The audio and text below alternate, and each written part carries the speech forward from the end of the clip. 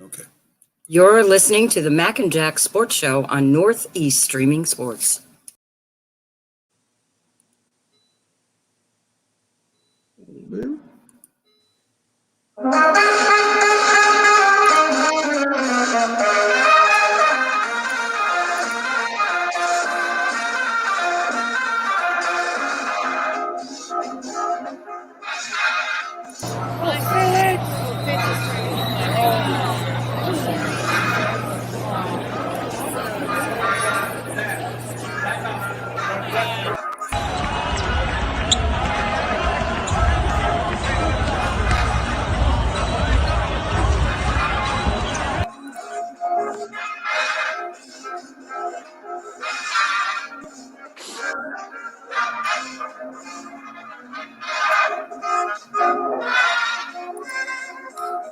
Good morning, everyone, and welcome to the Mac and Jack Sports Show. Streaming live on Facebook, YouTube, and Twitch, 8 to 10 a.m. Wednesday through Sunday. You can see our Facebook shows on Max Sports and Northeast Streaming Sports Network, with our platforms also on Twitter and Instagram. Like, follow, comment, and share. Subscribe when possible. Check out the website on macandjacksports.com for all the Max insiders, for information on the weekly guests, articles, team public relation updates, a list of shows on Northeast Streaming Sports, our great sponsors with links to their products and services. I'm Mac with your co-host, Jack Hirsch, the legendary boxing writer and former president of the Boxing Writers Association of America, bringing you national sports with special focus on Northeast professional sports from New York, Boston, and Philly. Good morning, Jack. How you doing? Good morning. Last day of 2020. Yes, sir. New Year's Eve tonight, right? I hope I'm not missing a day. Yes, you are. And for all the folks that do listen and follow us at Mac and Jack Sports and on Northeast Streaming Sports, tomorrow, Jack, we will be working when everybody else is getting up late. Hopefully not. Hopefully they get up early and have a cup of coffee with us. But after all those parties and stuff, if you want something easy to listen to and have a great deal of information about sports and our guests that will be coming on, Byron Williams and Keith Angle, come on, get up, have a cup of coffee, a donut or a muffin or a bagel, whatever you like, and join us for tomorrow. Mac, we're on 8 in the morning, 8 to 10 tomorrow, like always. Yes. No excuses. No excuses. I don't want a poor performance on the show tomorrow. You saying you're a little hungover from New Year's Eve. So I'm telling you now, there should be a bed check, a particular time. You should be getting to sleep tonight. You should be ready. No excuses on tomorrow's show because you had a big New Year's Eve night. Yes. I won't, Jack, because I'll be working tonight. So I'll be tired as heck when I get home, and I'll probably end up going right to bed. I'll even probably miss the dropping of the ball or the lighting of the lights or the chopping of the tree, whatever they do to celebrate 2021 coming in, and good riddance to 2020, Jack. Now, people are not allowed to congregate this year to watch the ball go down to Times Square. You have to be out of your mind to go there at Times Square. What do you gather? 5 in the evening. You stand around for 7 hours. It's a crowd. What happens if you have to go to the bathroom, Mac? You lose your spot in the crowd. You can't move. If you park in a parking lot, it takes, if you ever to get your car out, you take the subway, the train. You're so crowded getting back. I can understand the experience, but come on. Yes. I went to Disney World on a New Year's Eve some years ago. How was that? It was so crowded in Disney World. We stayed on grounds. We got back to our room before midnight. That's how crowded it was. Wow. I can imagine, because you're from New York, Jack. You live in New York right now, as a matter of fact. And I can imagine what the traffic situation is on New Year's Eve. I mean, I've never been there. I have relatives in New York and Brooklyn and Manhattan. That's one thing I've never done, is go and watch the ball drop in Times Square. So you have been there, Jack, or no? No, I wouldn't go. I'm too smart for that. I'd watch it on TV or whatever. My younger days, I was out. I wouldn't watch it because I'd be out partying, whatever. But yeah. You get older. Now you get to the point. The big question is, can you stay up till New Year's Eve? Do you want to stay up till New Year's Eve? Because you tend to stay up. I mean, we're going to order something in dinner to be delivered because it's a special night. So you want to treat it as a special night. And then when it gets to be about 10 o'clock, I kind of wonder, is it worth it? You Right. hear all the news things, the celebration going on. So I wind up turning to WPIX to catch the Honeymooner Marathon. So after watching one or two of those shows, if that Yes. can't keep me up, I usually doze off.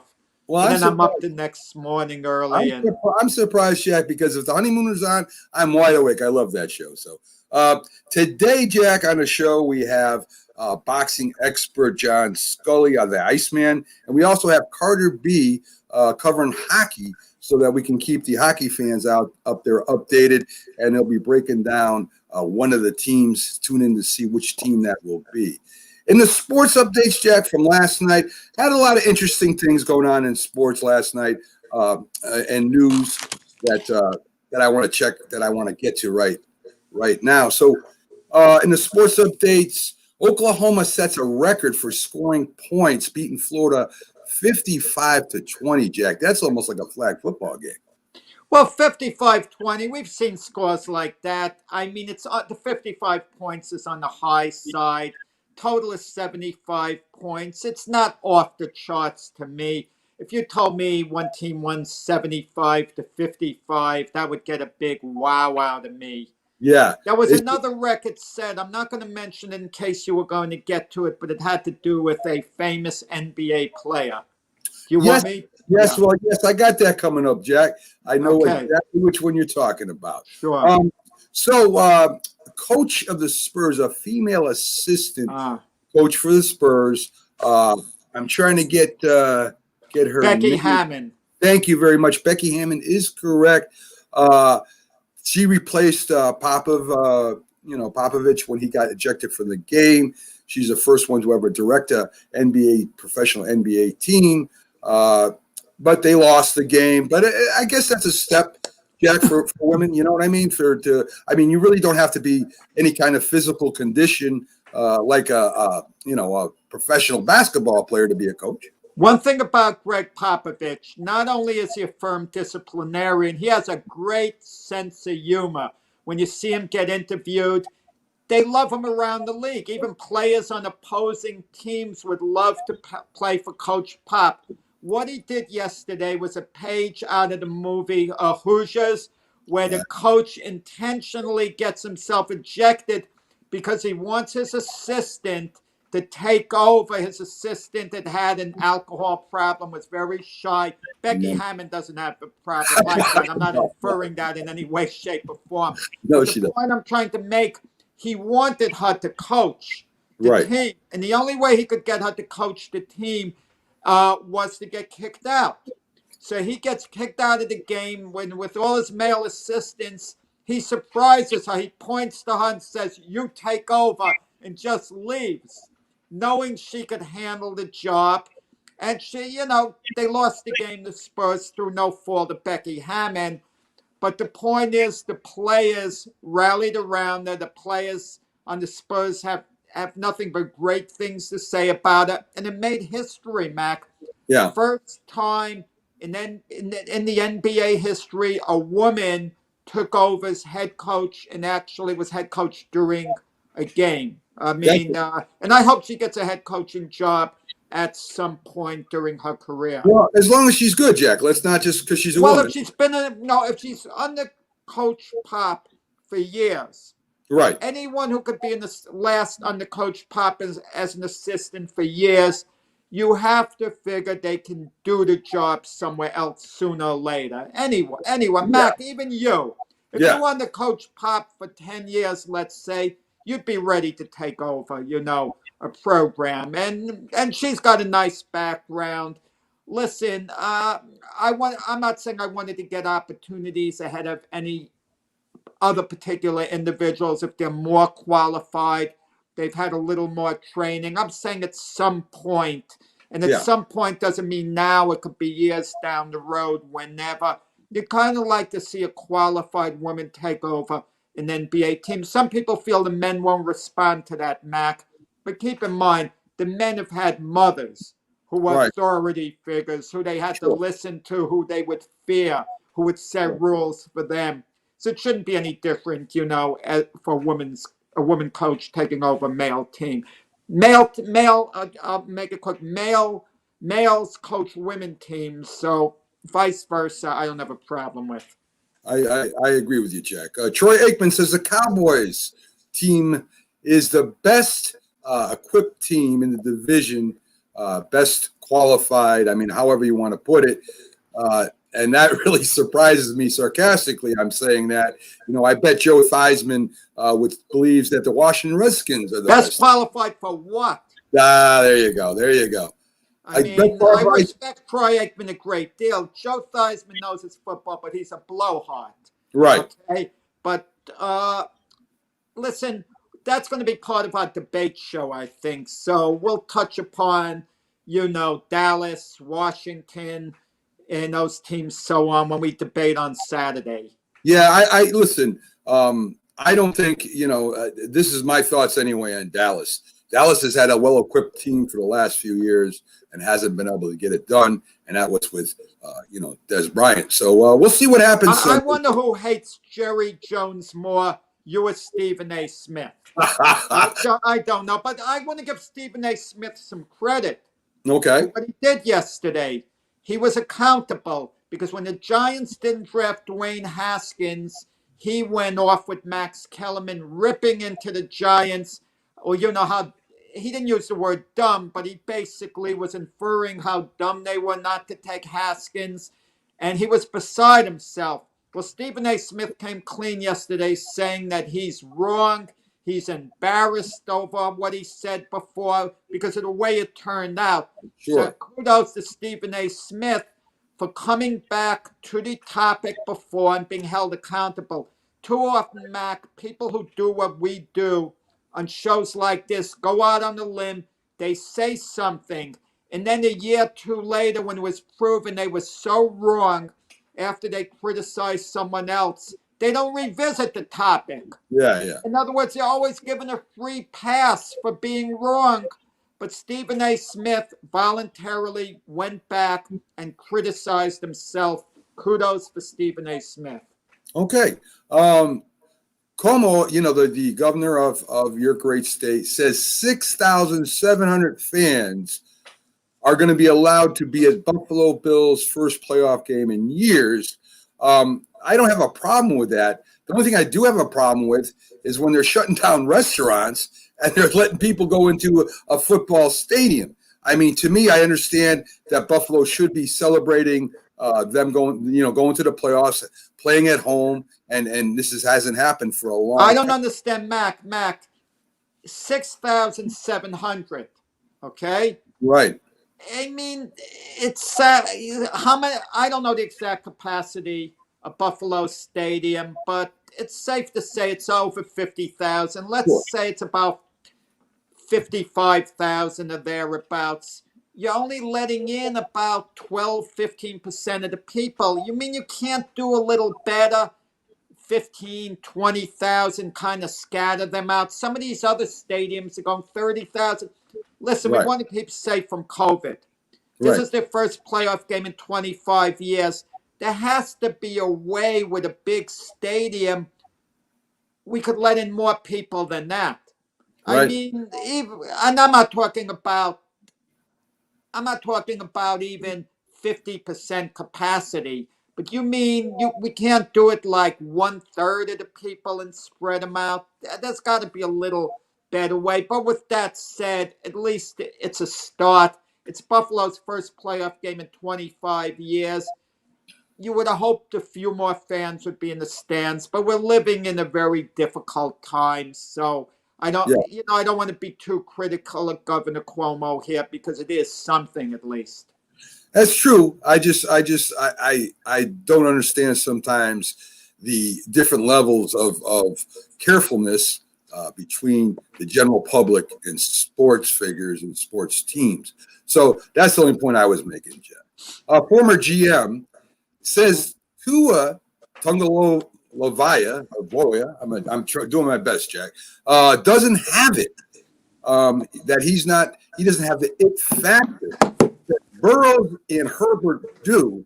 This is Mike Lombardi, says he's unimpressed with Tua so far in his small sample, that he's more impressed. Wait a minute, Jack. More impressed with Burrows and what he did with the Bengals and what Herbert is doing with the Chargers right now. And you know something? He's got a point.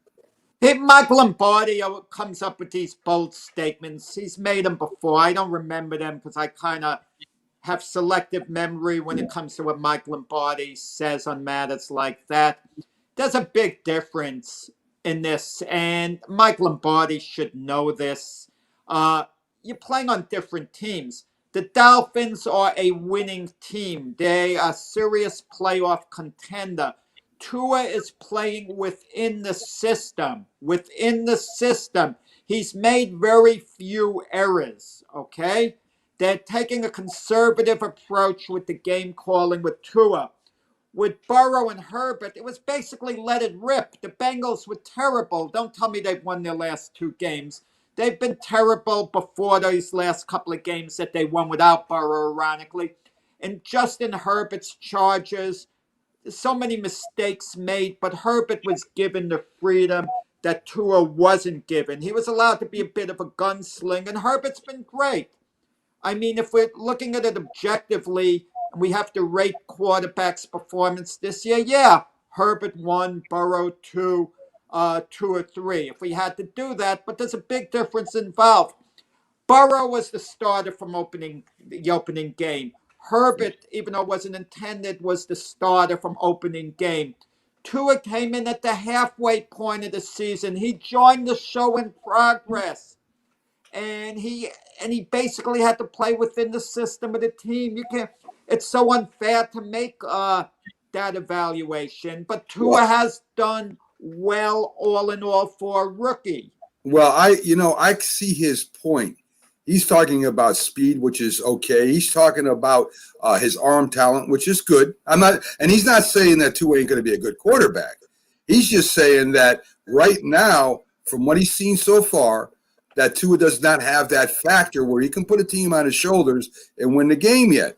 Herbert and Burrows have shown that they can put the team on their back, not necessarily win, but play competitive with other teams and make big throws. Tua right now, Jack, and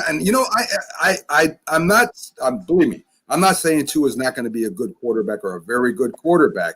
I just don't know if he's going to be a franchise quarterback like they build him. Not yet. Maybe later he'll prove me wrong. But to this point, watching him play, watching him, watching his speed, watching his decision making, he's a very accurate quarterback. Don't get me wrong. But when something happens, he has a hard problem overcoming it, as has been shown with Fitzpatrick being put in. So I know it's a different situation. I agree with you. They're going to the playoffs. They got to win these games, and I understand that. But to this point, Lombardi might have a point, Jack, and that's all I'm saying. But if we're going to look at the hardcore stats, as you say, Mac, you love Bill Parcells' line. You are what your record says you are. Tua's record as a starter is better than Burrow and Herbert's. Very true. Yeah, Very true. I mean, they've won with him, and they've played conservative because they know they have Fitzpatrick. Look, last week, Tua couldn't spark the team, and they put Fitzpatrick in against the Raiders, for that great comeback win. But it's, Tua's, like I said, he started midway in the season. Right. Okay? Herbert and Burrow started from the beginning, and give it time. I mean, there's no need to make a comparison with the 3 quarterbacks right now. Burrow and Herbert have, been great. Burrow was great, when he was in there. Herbert's been sensational. Give Tua time. Tua's been okay. Okay, and that's all they're looking for right now. Okay. The Dolphins. LeBron extends the 10-point games to over 1,000 games, Jack.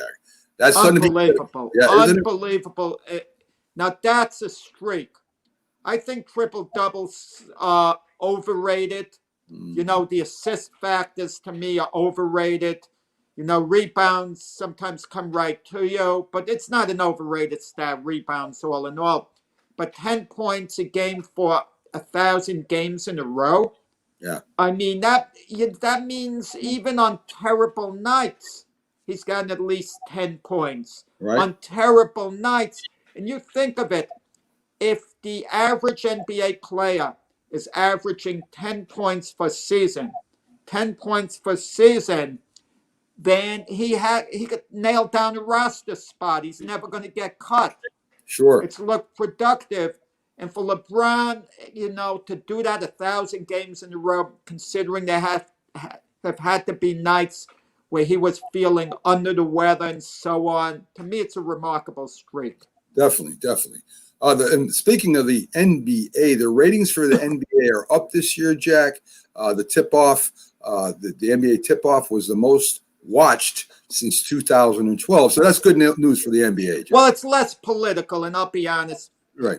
It was good that players were using their platform to help with social change, but they got to the point where it was out of control, where the platform was seemingly more important than the games itself.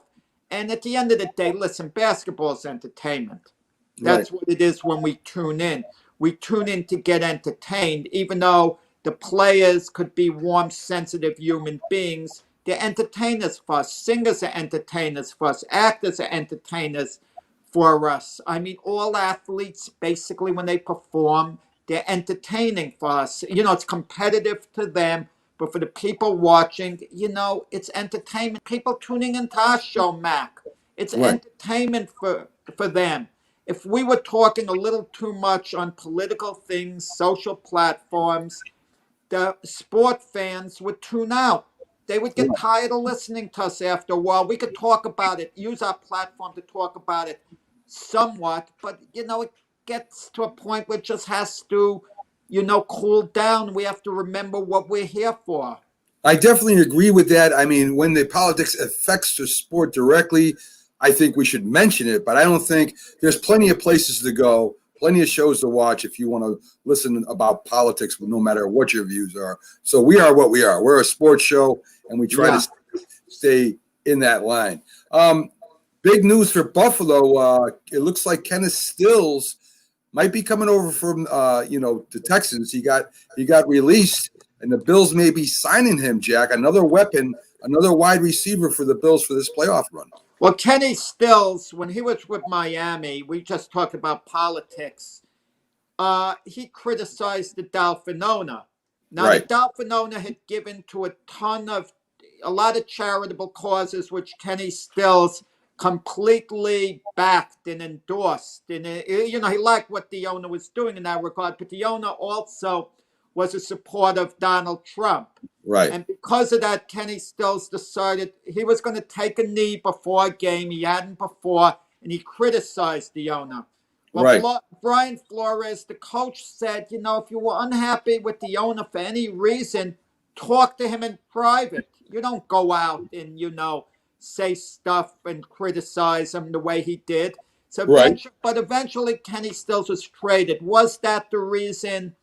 It may have contributed to it, but him and Tunsil were traded to the Texans for a nice draft package, which is probably which might result in the Dolphins getting one of Houston's draft picks, which might be as high as number 3 this year. And so they wound up trading him, and it's, he was a case of a player. You're getting a little too political here, too forceful. Even if you hate Donald Trump's guts or whatever, it's a democratic process. There's a Republican candidate, a Democratic candidate. Whoever someone wants to support in a general election, you might not like it, but I don't think you can force your views down them. What happens if we have an owner who's mad at a player because a player supports a certain candidate and they want to trade the player because of that? That would be, going way too far and overboard. Definitely agree with that. I'm just thinking, Jack, besides all that stuff that we said we weren't going to talk about, Stills, because Beasley being hurt is why they are checking to get Kenneth Stills. Right. I got away from football. I'm sorry. Yes, you did. That's okay. That's all right. The players. Look at this. It's easy to do. I'm guilty of it. It's easy to do. But listen, I think football. He was That cut from the Texans. right. Released. Why was he released from the Texans? That's what I want to know. Now, the two things: was it his performance on the field, or was he becoming a negative in the locker room with their political views that the Texans didn't want to deal with, like the Dolphins maybe didn't want to deal with? I If don't it's know. political views and he goes to Buffalo, is that going to affect team chemistry at all? Or if it wasn't that, if it was his skills, how much could he help Buffalo if Houston is going to let him go? I don't know the answer. Well, I think it's a good move by the Bills, Jet, because with Beasley being hurt, Stills, say what you want about him, he's a good wide receiver, and for at least this playoff run, I don't know how long they're going to sign him for, but at least for this playoff run, like other teams have done with good players and have signed them, for instance, thinking Terrell Owens, or players that could, even though they're a little controversial, their play is really good, and it might help. The means might help the end. So I think it's a good move by Buffalo, and especially with Beasley being hurt, to add another weapon to Josh Allen's crew. Kenny Stills, let me say something. I give him a lot of credit for his social activism as far as caring. He cares. Okay, that reflects very well on him as a human being. And he's trying to use his platform to bring about what he feels is positive change, which is positive change. But you have to go about it in a certain way. That would be the criticism I might have of him, how he went about it. But kudos to him, because and kudos to all the athletes. They could collect the paycheck and be quiet and not get involved at all in anything. But the idea that they're doing it, they're making an effort to, shows they care, and that's, a good thing. Definitely, Jack. So real quick, I don't know if we'll be able to get the ink and a happen just before Scully gets in there, but I do want to play. Scully going to show up today. He said he would. It's going to happen. I say it's going to happen. So, so let's do the quick commercial by our sponsor, BST Sports, Jack, and they sponsor Ain't Gonna Happen. Stop trying to peek over there, Jack. Here's see what's on there. Enter now. Wow, this looks like yes. There you go. So, free autograph certified jersey. Oh, you read it, Matt. Oh well, we got somebody else. Jack. From the best in whack straight to the pack, BST Sports Cards has it all. Join the phenomenon with the best sports card breakers in the business. BSTBreaks.com. Get $10 off select breaks and boxes when you enter the code MACJACK, MACJACK at checkout on the BST Sports website. Also, in every spot you purchase from now to December 31st gets you entered in their end of 2020 giveaway. Some prizes included $500 break credit, multiple authenticated jerseys, boxes, and more. This is huge. And you know what's great? They give back to their community. Over 100 winners announced on December 31st. More details on their website. Don't forget to put in the MACJAC code MACJACK at checkout to receive a special discount from BST. Happy holidays from BST and Mac and Jack. BSTBreaks.com, breaking live on multiple platforms daily. So there you go. You even put the Mac Jack code and get $10 off. There's big already savings, Jack. So by using our names, you can save money. How about that? By Hard doing the commercial, we're more likely to get customers, and they're more likely to get customers than if you did it, Mac. It's kind of good. And I like the way the jerseys looked up there. Yes. So it's a great place to go get the jerseys and the cards. Let me tell you something. Points in a show where I have to bring something up because it's all about an opening, Mac. It's like in blocking, an opening to mention something because you can't mention at another point. Since we're talking sports memorabilia, remember the kid that caught Derek Jeter's 3,000 hit when he hit a home run? The kid's paying his tuition. in school, trying to put himself through school. But rather than sell Jeter's 3,000 hit the ball, he wanted to give Jeter the ball because he felt Jeter earned it, so on. But you figure someone in the Yankee organization of Jeter would step forward and help the kid out with tuition. What would an extra 25, 50 grand be between Jeter and the Yankees? But Right? instead, they give the kid an autographed bat and tickets to a game for the the rest of the year. And he could go to Yankee games. Never mind the Yankees weren't selling out that year most of the games. Right. That was kind of like a little weak to me. Even I remember Mike Lupica writing about it. Mike Lupica saying, I'm not going to mention it again, but the Yankees, it would be nice if they stepped up and took care of the kids' tuition. I Right. mean, come on. I mean, I don't think the kid was going to that expensive a school as was, but Yeah, a yeah, little bit my I, team. I understand, but that's the Yankees watching their tight pocketbooks, Jack, because they But don't have. what the kid could have kept the darn ball and sold it and said to Jeter or the Yankees, you wanted 50 G's Right, or because whatever then- the amount. Or Yeah. there would have been someone with all these crazy memorabilia collectors. Right. Someone would have stepped forward and given the kid, a couple of 100,000. Look, when Mark McGwire hit his 70th home run and he broke the home run record, this guy paid $3 million for the ball. And the Right. guy who paid $3 million for the ball said, wow, this better be a good investment because I don't have the type of money that some of these other rich people have. Yeah. And that $3 million ball, Mac, you know what happens? A few years later, Barry Bonds breaks the record. So for $3 million, that Mark McGwire ball probably went from 3 million to 100,000, at Maybe. that time. So talk about a bad investment. Yes, yes, and we all make them, Jack, no matter how rich or what we buy. So, Yeah. yeah. I mean, that is something that a lot of money for a baseball, Jack. I mean, that's crazy. Hey, $3 million. These memorabilia collectors are crazy. When you hear what they spend for baseball cards, you can buy a big house for that. I know, It's insane. Jack, people Absolutely insane. people are nuts. I Well- mean, if I could I could understand Jack if is you rolling could get today. Joe Lewis's trunks and gloves from when he knocked out Max Schmeling in the second fight. Right. Something Okay. along those lines. Listen, we had a thing with Johnny Bench recently. He was selling off his memorabilia, his personal memorabilia, because he wanted to put his kids through college. Right. What I don't understand, Mac, this is Johnny Bench. Didn't he make enough money in baseball? Can't he get a job in baseball that would pay him a decent amount? This is Johnny Bench. He's an icon. Yes. Arguably the greatest catcher of all time. Arguably. Okay? You mean to tell me a car dealership, a major one across the country, wouldn't hire Johnny Bench for big money just to hang out in the showroom a few hours a day, schmooze with the customers, and then let someone else do the paperwork to close the deal?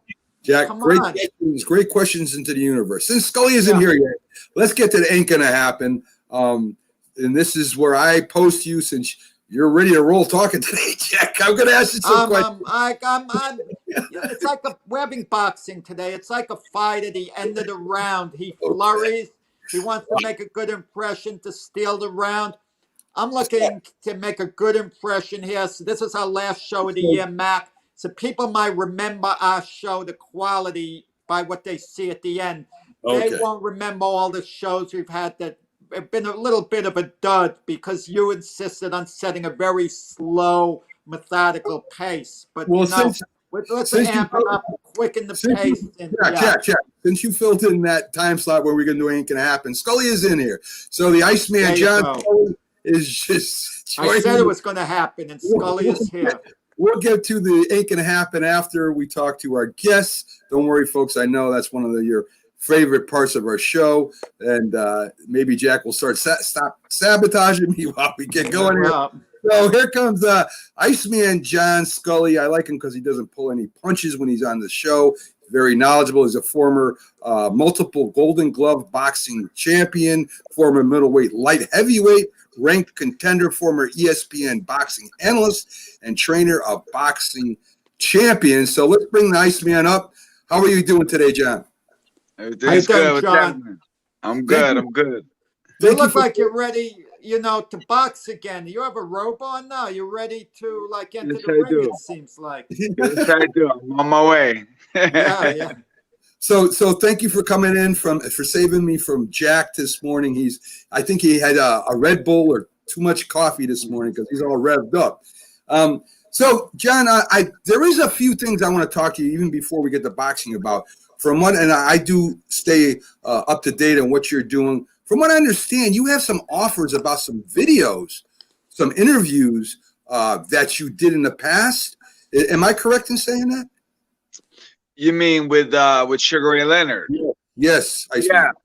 No, they're doing a documentary on HBO on Showtime about Leonard Duran, Hagler, and Hearns. It's coming out in a few months, and Cool. so they contacted me, and they saw my video when I visited Sugar Ray's house when I was training with him back in the day, and they want to use it in the video in the documentary. So I sent them the tapes, and they transferred them and everything. I just got them back yesterday, actually. So so in 2021, there's a Showtime documentary on Leonard, Hagler, Hearns, and Duran. Did you, speaking of Showtime, the documentary, did you see the recent documentary on Hector Camacho? I didn't, but I have it saved to watch. I heard it was really, really something. Yeah, it's funny now we're talking about old time things. Yesterday, I think it was yesterday, was the 50th anniversary since the death of Sonny Liston. Right. Okay, and we kind of when we talk about intimidating fighters, current people, fans, they think of Mike Tyson. But how intimidating, John, was Sonny Liston in comparison? Because Tyson himself said the one guy he could never visualize beating because he scared the heck out of him was Sonny Liston. Yeah. Well, you read quotes by guys back then, and they say Sonny was he was not to be played with. He was not. He didn't have much of a sense of humor, and they said he would look at you they said Duran kind of molded after him. Like they said he'd look at you, and it was like he was looking right through you. He just didn't care anything about you.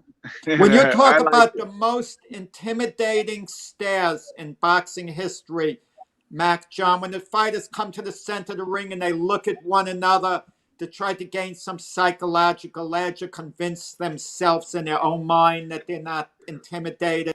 Sonny Liston, I think if there was a poll, would win the most intimidating stare when he would look straight at you. The one I loved myself, John, was the Klitschko's. One Klitschko standing behind the other like a double whammy. I kind of always enjoyed watching the Klitschko's in the stare down. Yeah, I'll tell you what, for me, the best stare down was Benitez and Leonard. Yes, I remember that. And they were like a quarter of an inch away from each other. Just like it was phenomenal. And Hagler and Hearns did a pretty good one. But yeah, Leonard and Benitez, I think, was probably the best of all time. One of the boxers that I used to, when I was first started going to boxing, and his stare was George Foreman. He had, man, that guy looked at you and he looked like, I don't know if I would have stayed in the ring. I might have just said, okay, you're good, man. Yeah. I mean, he was very intimidating. But you know what? I'll be honest, like with me, when I was boxing, I only did one real stare down, and it was a good one. It's on YouTube. If you watch, when I fought Alfonso Bailey on USA Tuesday Night Fights, and it was just a spur of the moment thing, and he was trying to intimidate me, and he was at the weigh-in. I mean, at the the center of the ring, and he was saying, "It's showtime! It's showtime!" And if you watch my reaction was how I hoped it would be. I did a pretty good one, but in general terms, when guys would try to stare at me, it kind of I thought it was kind of a joke. Like we're professional fighters. If you really scare me by looking at me, I couldn't see being intimidated. I'll tell you a funny thing though. It's all your mentality at the moment, right? when I fought Tony Thornton, and Jack knows Tony very well, I'm sure, the punchy post man, Yeah, very Bill, yeah, solid contender. yeah. But he was a mailman, the punching postman, right? So when I fought him at the Blue Horizon, and I was losing weight. I literally sat in a steam room 14 days in a row, including I was in the steam room, and they had to come get me from the steam room to go to the weigh-in. Like I had to leave the steam room and go right to the scale. That's how much trouble I had making weight. So by the time I got there, I was just physically and mentally just depleted. So we get to the weigh-in, and Tony Thornton's staring at me like and I'm looking, and he's just staring. And I'm just saying to myself, and I go, listen, I say, you don't need to do that. I go, I've been sitting in the steam room for 14 days. You don't have to go through this process. I said, look, you're a mailman. I mean, I can't take it serious. I can't take the mailman trying to stare me down, So it's all relative. It's different. There's a few Sonny Listons, George Foreman's, Roberto Duran's, but some other guys try to stare you down, and it's like, come on, man. Like, you watch too much TV. Yeah, getting on a particular fight to the nitty gritty. I think this Saturday, we're only a couple of days away, we might have our next breakout star in boxing. I mean, a lot of people know him now. Ryan Garcia is fighting Luke Campbell in a big lightweight contest. If Ryan Garcia should look sensational and stop Luke Campbell, I think he joins the discussion in a very serious way, with Teofimo Lopez, Devon Haney, so on. So I think big fight. But Eddie Hearn, who promotes Luke Campbell, has been saying all along, and you get the feeling it's more than just the promoter backing his fighter. He really thinks Golden Boy has made a big mistake in this fight. And Eddie Hearn normally doesn't talk like that. But he really seems to honestly feel Luke Campbell is going to be too much for Ryan Garcia at this stage. What do you think? Yeah, I mean, it's what I call a real fight. Like it's a legitimate 100%, pick 'em type of fight. I wouldn't bet big money on either guy. I'm not that sure. But yeah, it's a big test for Ryan. But you get the vibe that that Ryan is supposed to win. You know what I mean? Like he's special. You mean? It's the setup for him to win. Not. I don't mean set up in a negative way. I just mean it's the plan that's the general plan. But yeah, he's you got to give him credit. I mean, he's fighting a real guy. Like he's not taking an easy route at all. Yeah, Jim, I always check out boxing news almost every other day because I'm always interested in the fighters and the news coming out of there. There was a piece about Canelo Alvarez. Since his loss to Mayweather, his record is 12-0-1. He won championships, middle, junior middle, light heavy, super middle. Is this because now that's a lot of titles in a few fights? I mean, that's a lot of different chances. Are the fights now set up? Is this like by picking opponents, choosing opponents, and not having to fight ranked contenders on the way up? Well, I mean, Canelo's fought, solid guys. Like he's had a very good career. But in general terms, now every fight is a world championship fight, like some kind of world championship. It's kind of ridiculous. Like if a guy doesn't fight a world title fight, people will say, "Oh, it's a small fight. It doesn't mean anything." Where not that long ago, guys like James Toney were fighting non-title fights, tough opposition. He was fighting Daniel Garcia and Ricky Thomas and these different guys. Back in the days when Sugar Ray Robinson and Willie Pep, they fought non-title fights against good guys. But now, if you're not in a world title fight, you must not be that good, apparently. I'm working on a story now for the 50th anniversary of the first Ali Frazier fight, which I actually attended as a teenager. I was sitting in the last row in Madison Square Garden. But to just think of the lead up to that fight, when Ali got his license back, he fights on October 26, 1970 against Jerry Quarry arguably the #1 ranked contender. I'm not counting Joe Frazier. Both he and Ali were like separate. And then 6 weeks later, he's in the ring with Oscar Bonavino, who may have been the #2 contender just 6 weeks later. And then 3 months after that, he's going at it with Frazier. And even then, the level of activity. Now, if we saw Joshua and Wilder, Joshua and Fury fight, and they have a return match clause, that rematch wouldn't take place for about 7-8 months till later on. It's I think it's a question of mindset, with the fighters, what's expected. If they had to make a living, John Mack, and pay the bills, I think all these guys would be fighting every month if it meant paying the bills. Right. But James Toney in recent times, he was the king of non-title fights because he kept sharp. He was old school. He kept sharp. And that's my point. There's a difference between just fighting for money and just keeping sharp. Like James wasn't making big money to fight Ricky Thomas in a 10-round fight, but he was trying to keep sharp. He was dedicated to his craft. These guys aren't dedicated to their craft like that. A good question. Let me ask you, John, because I know you're a major admirer of Roy Jones. I think you've already said he's one of the best you ever saw. Okay? Yeah. If I'm not mistaken.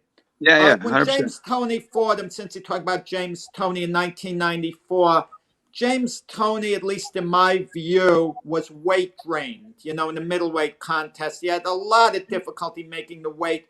What happens if weight wasn't an issue? They could fight at a comfortable catch weight. That's super middleweight.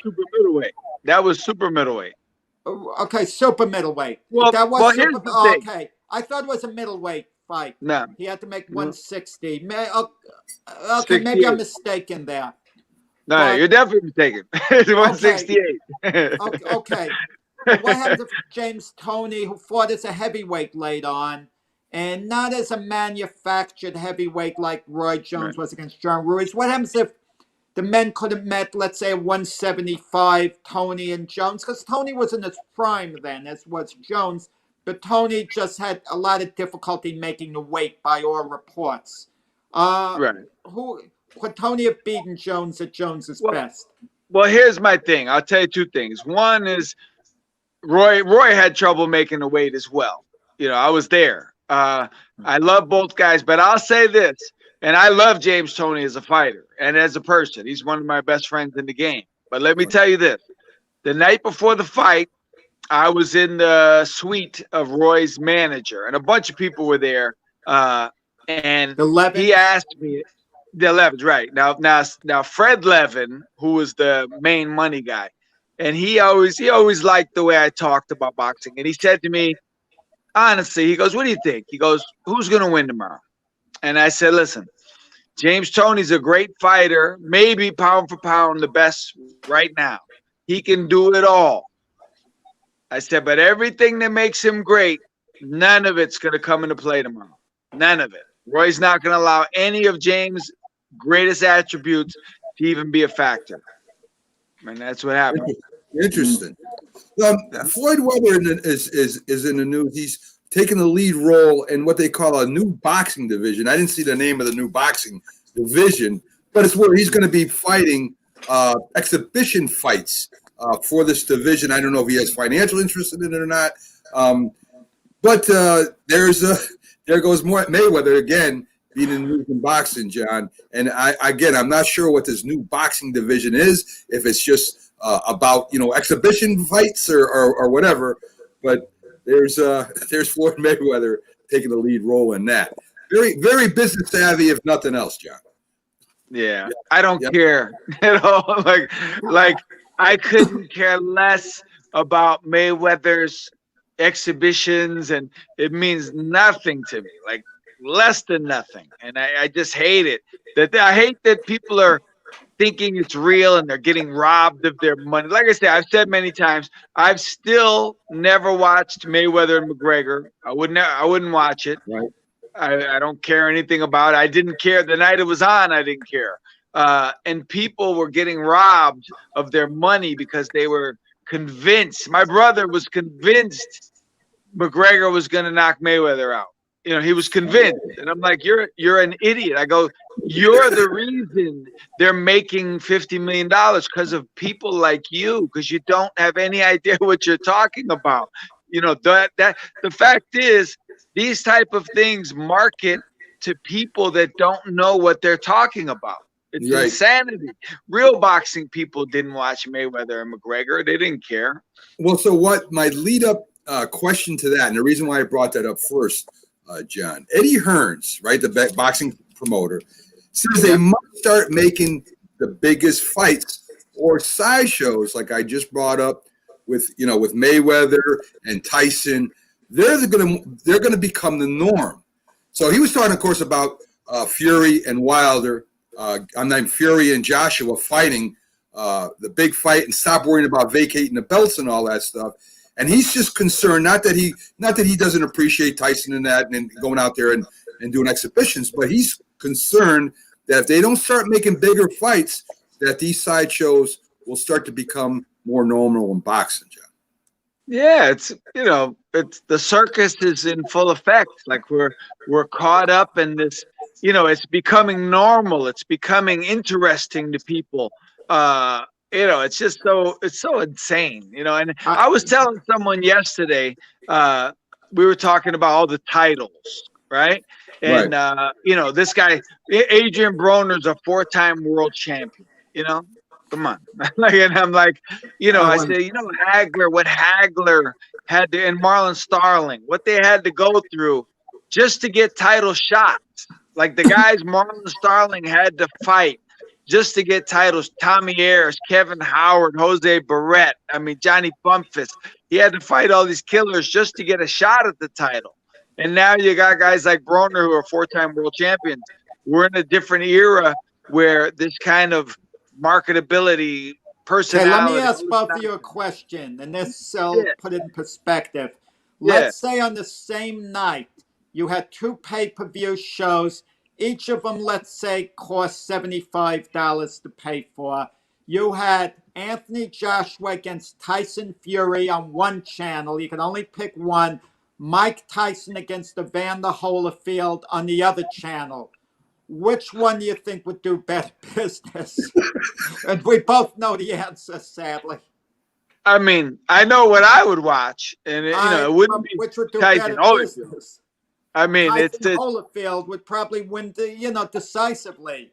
Yeah, but that's my point, because they're marketing to people who don't know better. They don't know. It's freaking insane. It's entertainment over substance, John. But the thing is, again, boxing has done it to itself, I think, in the long run, and we've talked about that before with not having more fights and being more out there in the public. I feel that way anyway. I want to talk to you a little bit about a couple things. You got an upcoming fight for the fighter that you helped train. Are there better? No, he doesn't. That got canceled, man. Really? Really? Yeah. Wow. His man tested positive for COVID. Wow, that's right. Too bad. That's too bad. It slipped under the radar. The news came out quietly, but is there any other plans to redo this then, Iceman? Get it reset?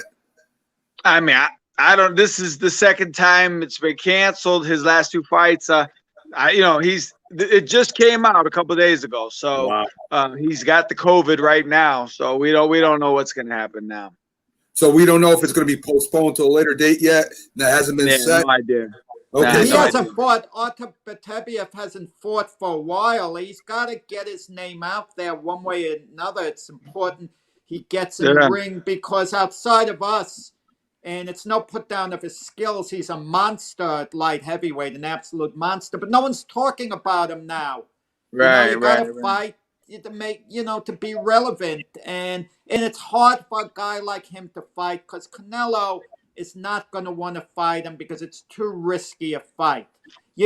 Boxing, when you match a guy, it's the risk-reward ratio, and Canelo, the reward compared to the risk, I wouldn't make that fight if I were Canelo. So he takes a safer fight at light heavyweight against Sergey Kovalev, who's somewhat past his peak, who's beatable. So it was smart matchmaking for Canelo before But maybe Potebiev and Joe Smith, Yes. the possibility if Yes, Smith gets yes. his WBO title. There's one thing about Joe Smith, they'll fight anyone, I believe. And I Yeah. think that would be a fight that would be good for both men as far as the exposure goes.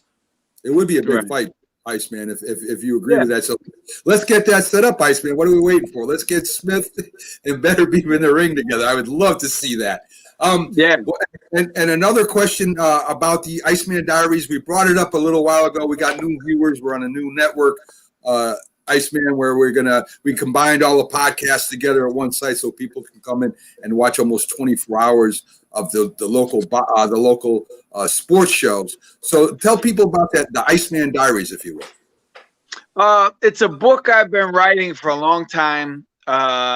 Basically, years ago, I used to be there. There was a chat room, the AOL boxing chat room, America Online, the best chat room in history. Like, it was unbelievable. Sugar Ray Leonard, Floyd Mayweather, Zab Judah, they'd all be in there.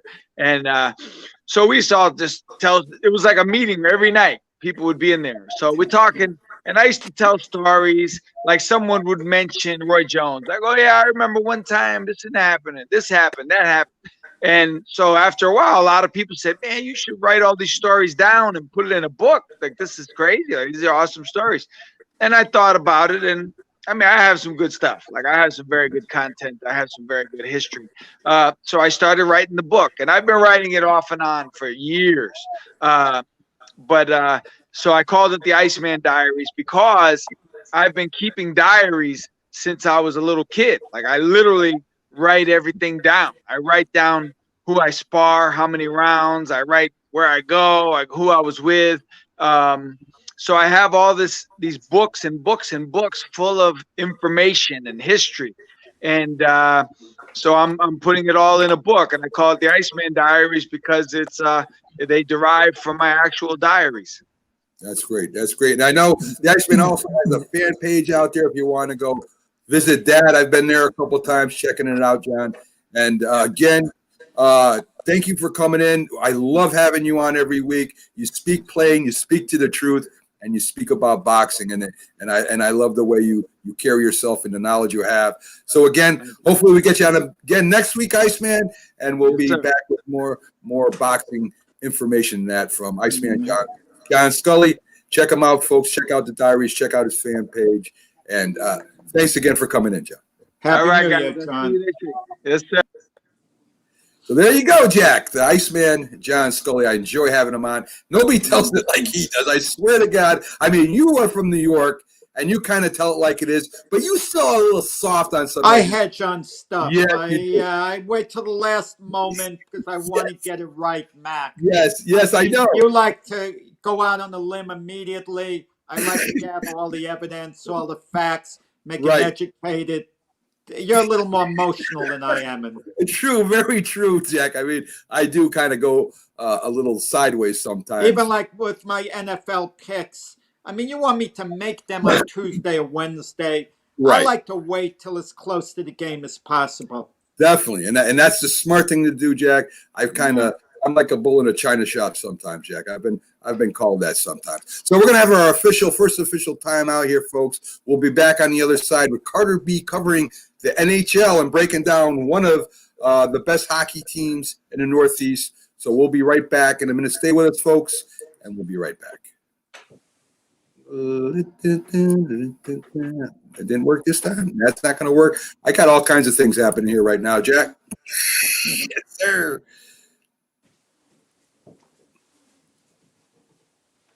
If you served honorably in our nation's armed forces and you're looking for a way to continue serving fellow veterans in your community, then join AMVETS.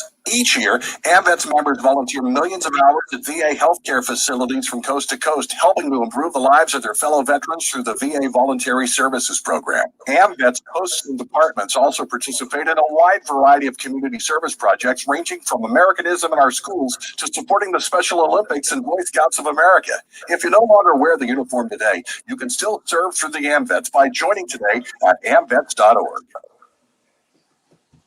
When you hear the word asthma, you probably think of shortness of breath, coughing, or inhalers. Lots of things can trigger asthma, but the fact is that asthma doesn't just attack, it can kill. But with proper medical management, asthma is controllable. If you experience shortness of breath, wheezing, tightness in your chest, or persistent nighttime coughing, you may have asthma. See your doctor and get the facts. You'll breathe easier. For more information, call 211 Info Line. A message from the Connecticut Department of Public Health, keeping Connecticut healthy.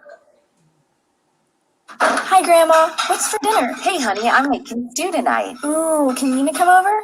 I'm not sure about our new friend. I wonder if there's been any drinking going on. Alcohol at her age can lead to so many bad things. I've been meaning to ask you, what would happen if someone offered you a drink? Grandma? This is hard. She's so young, but I know I need to talk to her about it now before someone tries to give her alcohol. If anyone ever does offer you a drink, I want you to say no.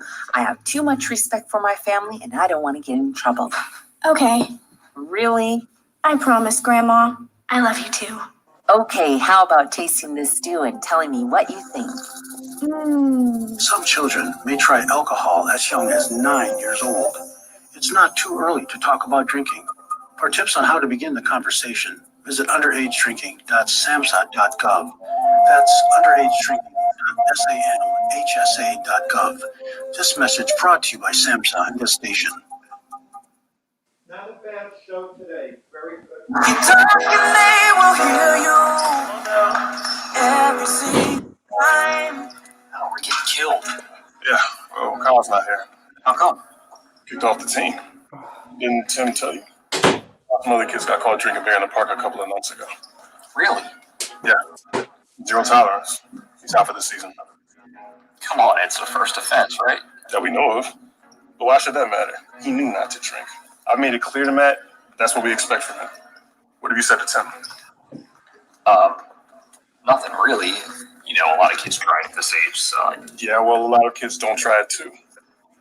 I'm not saying that Matt's going to be this perfect kid, but if I don't tell him what we expect and why he shouldn't drink, how's he going to know? You think kids that age really listen? They never admit it, Bill, but they hear more than you think. Talk. They hear you. For more information about talking with kids about underage drinking, visit underagedrinking.samhsa.gov. Try.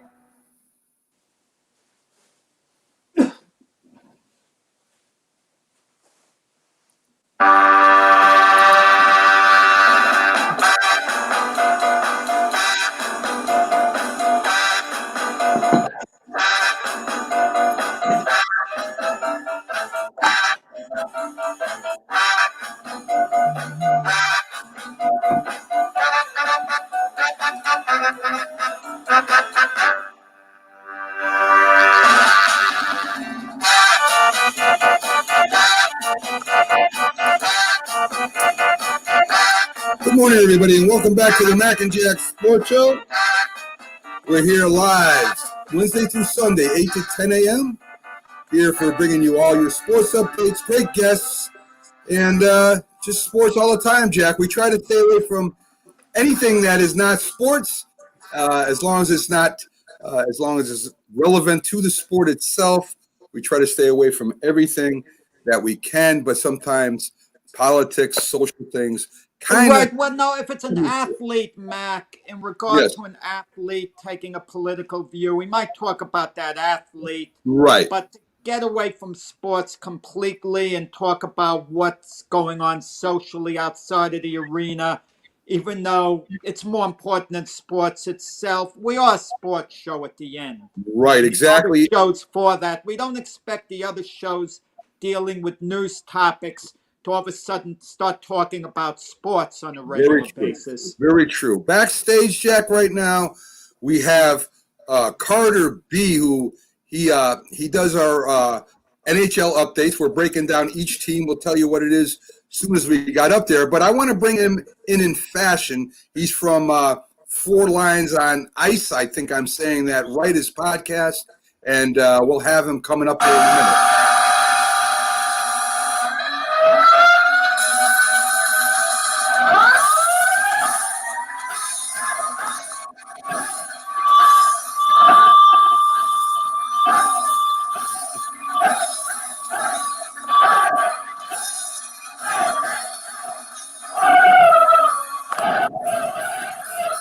So Carter, I know that's not your team, but I love that. I know the Islanders have a similar theme song to that. And if you can adjust your computer just a little bit more towards you to raise you up a little bit more towards you. There you go. Now you're yeah, that looks great. So maybe we should dip down a little, Mac. Can I see? Yeah, there we go. We could do that. Not bad though. Not bad. Yeah, looks good. I want to get his handsome face fully on that screen so all the people can see how handsome Carter really is. So Carter, we're talking about hockey with you. We're breaking down almost every team in the Northeast as we come up to the hockey season. And today we're going to talk about the Boston Bruins. I mean, a lot of Bruins fans out there. It's quite a historic organization. It has a lot of Stanley Cups, has a great tradition. They're coached by Bruce Cassidy.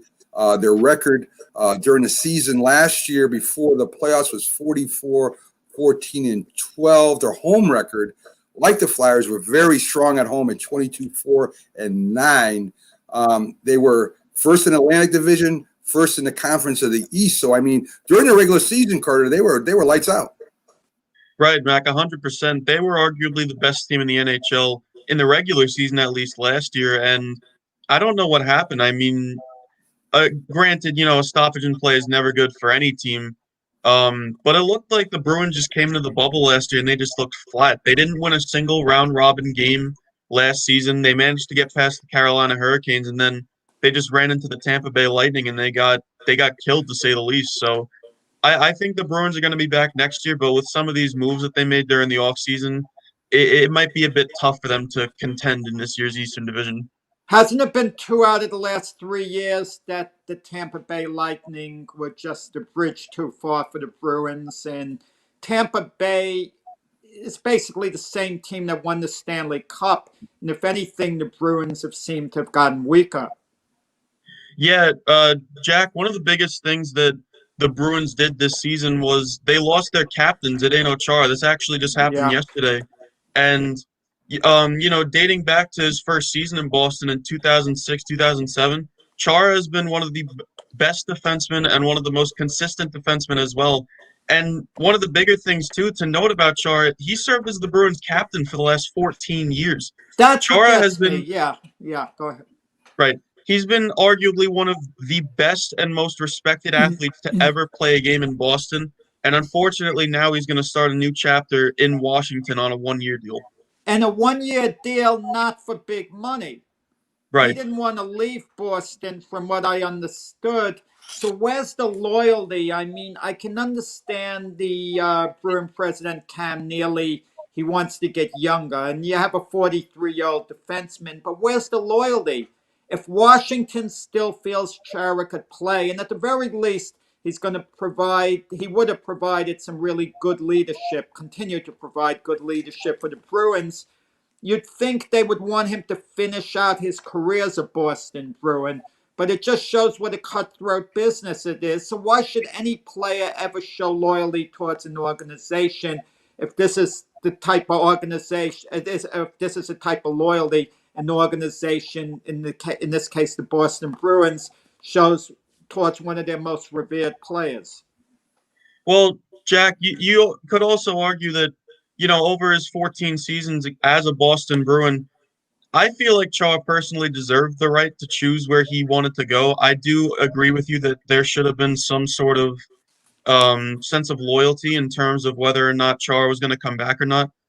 And I think the big thing here that really splits Chara from other certain free agents that have left in years past is that he told Boston that he didn't know if he was going to come back, to tell you the truth. I think the pandemic's been hard on everybody, and especially in the world of professional sports. We've seen a few of the older athletes, especially in the NHL, from what I've noticed, who have really questioned whether or not they want to keep playing. And I think that's one of the things that Chara did. And I think he saw a good opportunity to go to a Stanley Cup contender in Washington. And let me tell you now, him and Alex Ovechkin on the same team, that is going to be one tough team to handle. Well, to follow up on what Jack said, I mean, I would imagine there's some feelings there from Chara to the Bruins that he would want to stay with the Bruins. There wasn't a lot of money offered. The Bruins are a Stanley Cup. I mean, they have a shot at a Stanley Cup too this year. Do you, and maybe they want to get younger, but losing that leadership and getting young. I mean, listen, I believe that in some certain cases, not that the player has a right to retire when he wants to. I just feel that the Bruins made a huge mistake here and not taking somebody who is still a good player. He may not be as great as he was, but to take an icon away from the teams, the fans, and I think the fans have a hard time, and this, in the way sports is run today, where their favorite players seem to get traded or signed somewhere else because the team itself is saying, "Hey, get the hell out of here." So, I mean, how would you feel if your team had a traditionally good player that's been a leader, and they send him to another team? Now, do you root for that guy? Are you mad at your team? I mean, how would you react to that, Carter? Well, Mac, being an Islander fan, I've already been in that position when John Tavares left for Toronto. And to be completely honest with you, a lot of Islander fans were mad at him mainly because he never told the Islanders that he was planning on leaving. He has been saying throughout the year, okay, I want to stay on Long Island. I want to win a Stanley Cup here in the near future. And then the opportunity to go to Toronto, albeit it is his hometown after all, but you could have at least told the Islanders that you want to be traded. As for Chara, I mean, I don't know what he saw in Washington that made him want to sign there over Boston. I think one of the bigger things here that maybe influenced his decision was the fact that the Bruins also lost Torrey Krug this year. And, Krug and Chara have been a pairing for a long, long time. And looking at Torrey Krug in particular, he was one of the best offensive defensemen dating back to his first season in the league in 2013-14, right? It always seemed like Krug was a lock for anywhere between 5 to 10 goals and around 45 to 50 points. And on top of that, he was a massive part of one of the most lethal power play units in the NHL. And, considering Torrey Krug decided to move on from Boston, maybe Chara saw that there were a lot of holes in the Bruins defense, and I'm assuming that's why he would want to leave. I think Boston's a great team and a great place to play, but maybe he just saw something in Washington that he couldn't turn down. I was going to ask you that next, okay? And I'm going to quote something basically that Danny Ainge, who's in charge of running the Boston Celtics, said. He felt that the players don't look at Boston as being a good destination to go to. And he was referring a little bit to the city, that it's maybe not so appealing to them. So it becomes a little hard to get the high-profile free agents come to the Celtics right now. Is that a similar thing with the Boston Bruins who play in the same city? Jack, I really wouldn't say that it's hard to get big-name free agents to come to Boston. I think it's more the fact that the Bruins already have an amazing team right now, and as the old saying goes, if it ain't broke, don't fix it, right? I mean, the Bruins have been one of the most consistent teams in the NHL over the last couple of seasons. And, I mean, if you're looking at Torrey Krug anyway, I don't really see why he would leave to go to St. Louis. He actually took less money to go to St. Louis, which is the weird thing that I thought. Yeah. And well, that might make my point, though, taking less money to go to St. Louis. Right.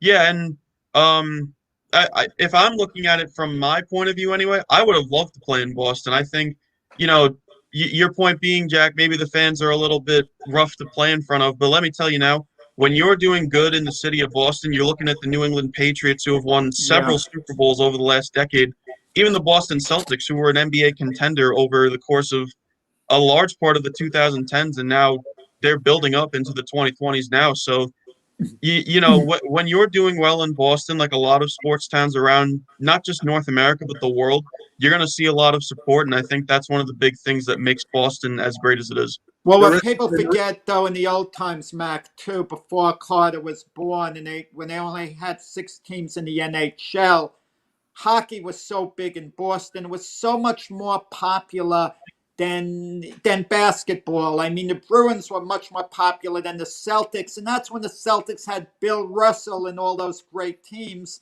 It was still more of a hockey town. Yeah. Right, yeah, and you're looking at Boston back in the 70s, like you said. I think one of the big players that really brought a lot of attention to Boston itself was Bobby Orr.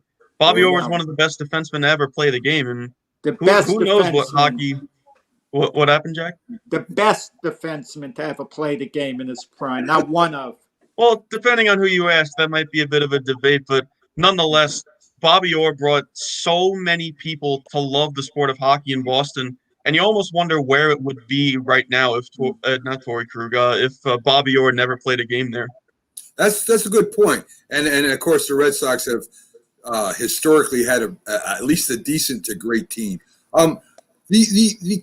Do you think it has anything to do with the coach? I mean, sometimes a coach or the front office rubs people the wrong way, Carter. I mean, I know some players that just because of a coach or just because of the management will move on because they're unhappy. Do you think the head coach or maybe the front office of Boston is the one that drove the two defensive men away?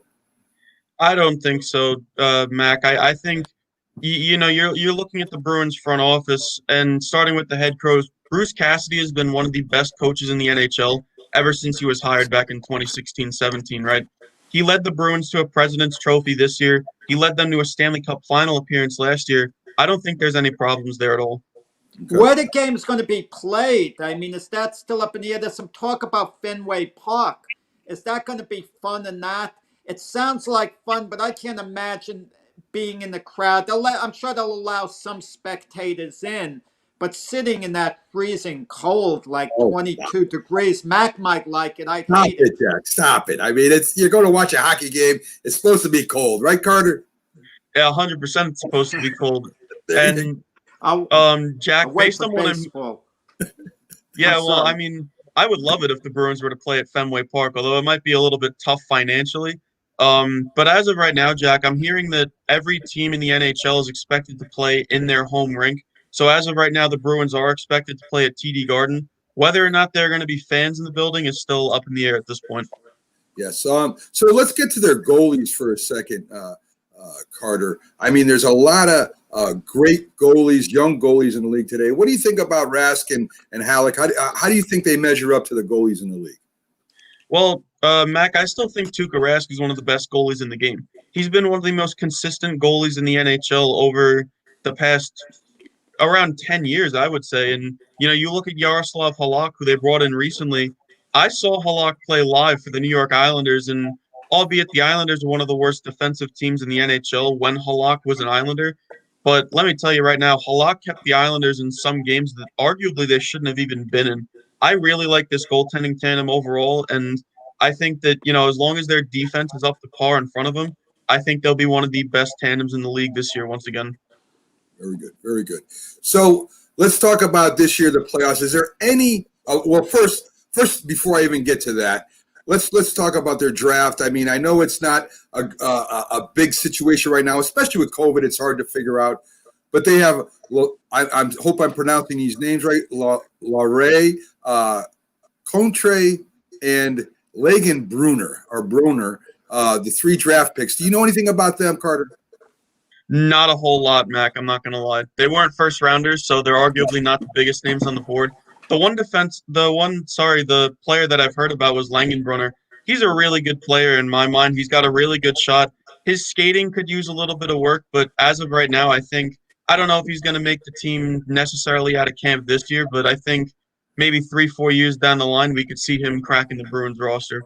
I think it's very hard this year to even get a good look at them with COVID to see where they're at. I mean, I know a lot of teams have problems getting them on the ice. I think they're starting to get them on the ice right now. So this year, what do you see the Bruins finishing, Carter? Do you see them maybe taking the East again? Do you think the defensemen leaving hurts them bad enough where they don't take first place? What do you think is going to happen?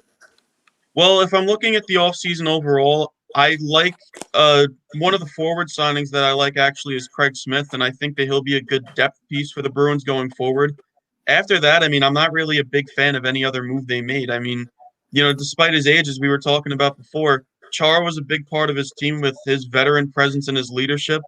And, you're looking at Torrey Krug now. That's another big defenseman that they lost. And one of the big things that I noticed anyway was that they didn't do anything to replace Torrey Krug. Another situation like this happened in St. Louis where the Blues lost their captain and a valuable defenseman in Alex Pietrangelo. And, as a replacement, they went out and they signed Torrey Krug. Boston hasn't done anything like that as of right now, at least to replace the hole that Krug leaves in their lineup. And, we haven't even touched on this yet, but Brad Marchand and David Pastrnak are both going to miss significant time this year with injuries. So, I mean, considering it's a shortened season this time around, any time that Marchand and Pastrnak are going to miss are going to be big games, to say the least. And, considering how good this newly formed Eastern Division is, I think the Bruins could wind up paying a price for it. That being said, if I had to guess as of right now, it's the top 4 teams in each division that make the playoffs. I would say the Bruins are a lock to finish in third. I still think they're a good team, but I just think there are teams in this division that are going to finish better than them. Okay. All right. So that's all I got. You got anything else for Carter? Yeah, didn't Cam nearly make one move with signing forward Jake DeBrusk to a 2-year extension? How meaningful would that be, if at all? Well, Jack, it's already come together, and Jake DeBrusk is back in Boston now. He's getting ready for the start of training camp, and Jake DeBrusk has been one of the Bruins' best young forwards this past season, and now with Marchand and Pastrnak both out of the lineup, I could see Jake DeBrusk getting some time on that top line with Patrice Bergeron. I think he's going to be a big part of this Bruins team, and I'm expecting him to have a bounce-back year. Yeah, and then Cam nearly seems to be rebooting rather than rebuilding, but might it get to a point, if the Bruins have a really disappointing year this year that would be unanticipated, would he be going into a rebuilding mode maybe next year, just tearing the house down and starting over with a youth movement? I don't think so, Jack. I think after this, the Bruins have been, again, one of the most consistent teams in the NHL over the last 10-plus years. Yeah. And, they missed the playoffs twice in 2015 and 2016. Granted, the expectation in Boston is to always make the playoffs, but I think if they miss the playoffs one year, it wouldn't necessarily be a big deal. I think if they miss the playoffs again in 21-22, then that's where you maybe start to panic a little bit. But as of right now, I wouldn't see it as a massive concern if they were to miss the playoffs, especially in a shortened season. Well, Carter, again, outstanding job breaking down the Bruins. Yeah. I still think the Bruins have one of the best front lines in the league. I think they'll score enough goals. Defense, maybe not so much. We'll see what happens. But a great job breaking down the Bruins for us. We'll have you back again next week. We'll be throwing another team at you and test your knowledge. And right now, you're making me look silly. So maybe maybe another team will upset the Tampa Bay Lightning in the playoffs and open the door for the Bruins. Yeah, you never know. We don't know until they play for sure. I mean, this is all speculation, but it's very insightful speculation. So thank you, Carter, for coming in. And your podcast, again, could you let everybody know what it is, Carter? Sure thing. It's 4 Stripes on Ice. You can follow us on Instagram if you have it. We're at 4 Stripes on Ice. And basically, my co-host and I, we just talk about anything and everything involving the New York Islanders and the NHL in general. So if you're an Islander fan or just a hockey fan looking for a new podcast to listen to, ours is the one for you. There you go. And Carter is as a member of the Northeast Streaming Sports Network too, and hopefully he'll be sharing some of his podcasts out there to the page. So if you can't pick it up any other way, it's out. The Facebook page will be out there, and we're happy to have him aboard. Carter, have a great day. Happy New Year. Carter. We'll see you next week. Thank you, guys. Happy New Year. Happy New Year to you. So there you go. Some great analysis from Carter. Yeah, he knows his stuff. I mean, I'm learning from our guests that we have on. I'm learning a little more about boxing from the Iceman. I'm learning more about hockey from Carter. I'm learning more about football when we have Byron and Keith and Anthony on. So things.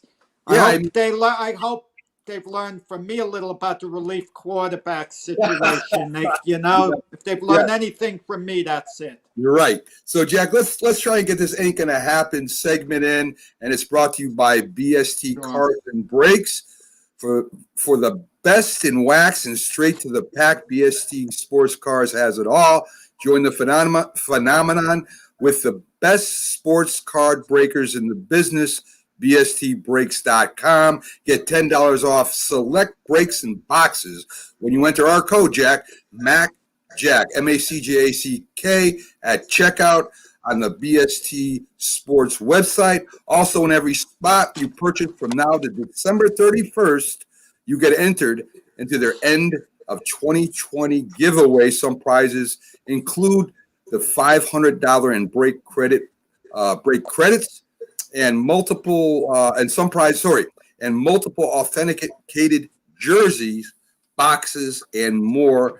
This is huge, Jack, and you know what's great? They give back to the community. Over 100 winners will be announced on December 31st. More details on their website. Don't forget to put our code MACJACK at checkout and receive a special discount from BST. They wish you happy holidays, and go to bstbreaks.com. Breaking live on multiple platforms daily, Jack, and that includes on our website where you can get on their link and go right to this. It's going to happen. Our listeners out there are going to check into BST.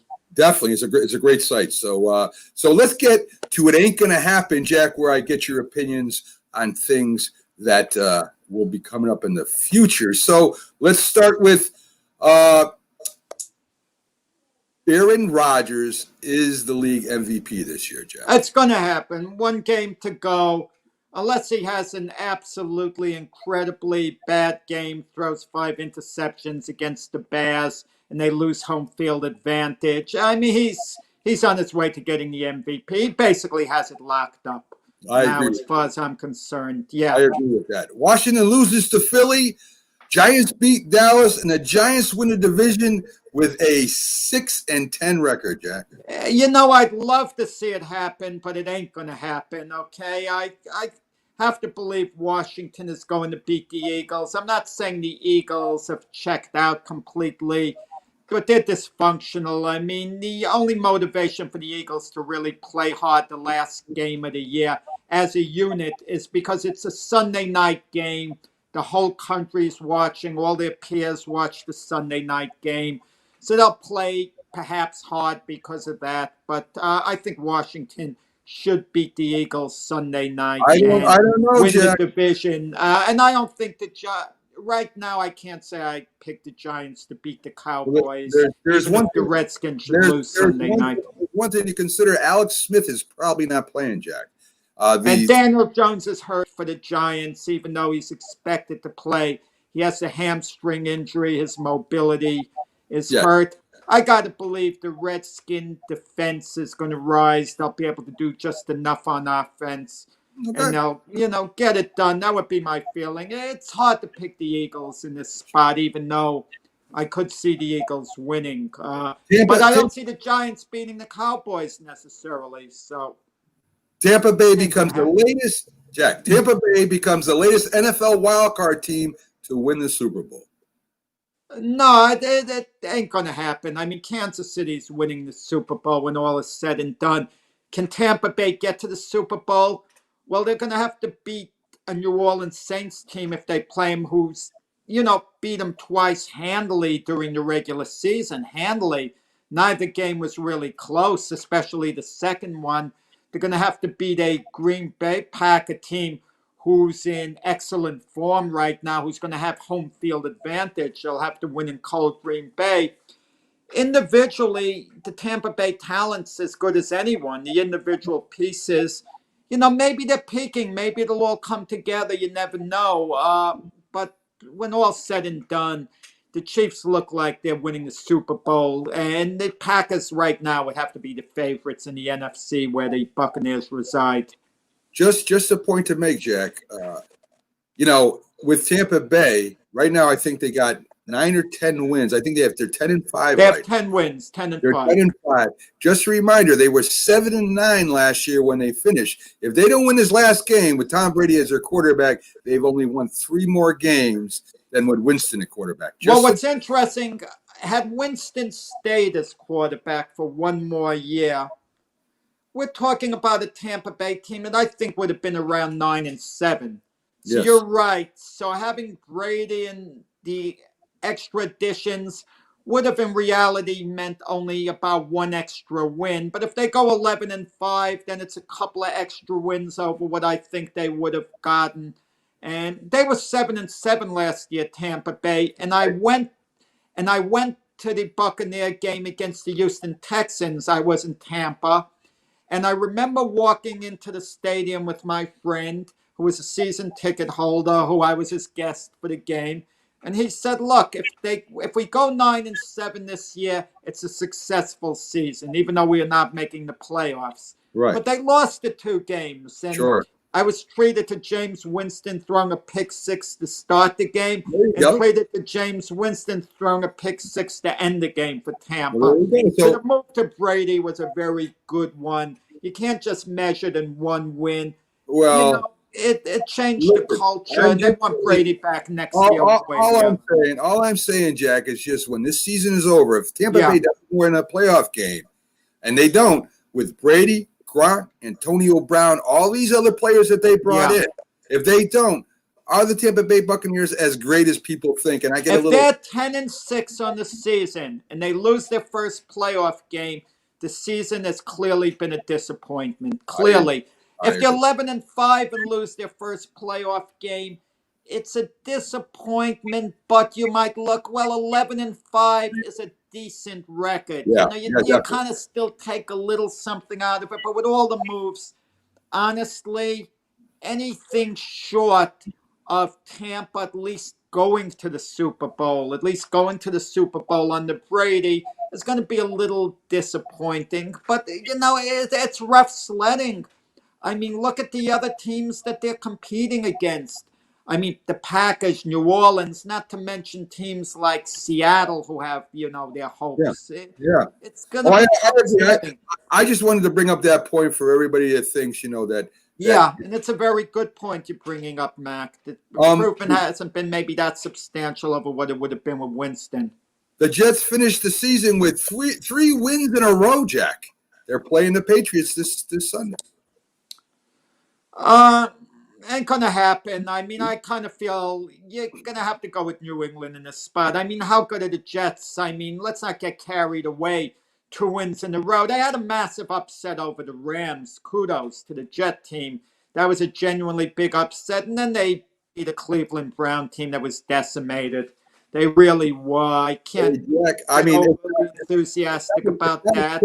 It's not a question about how good the Jets are. It's how bad are the Patriots right now. Well, how bad? Listen, Stidham is going to be starting the last game, and finally, but the Patriots subplot goes into next year.